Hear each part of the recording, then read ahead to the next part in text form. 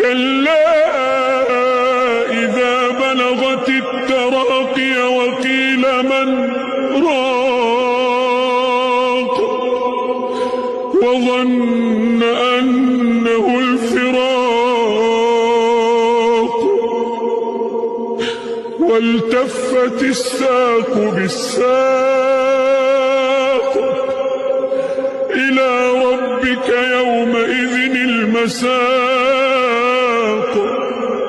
فلا صدق ولا صلى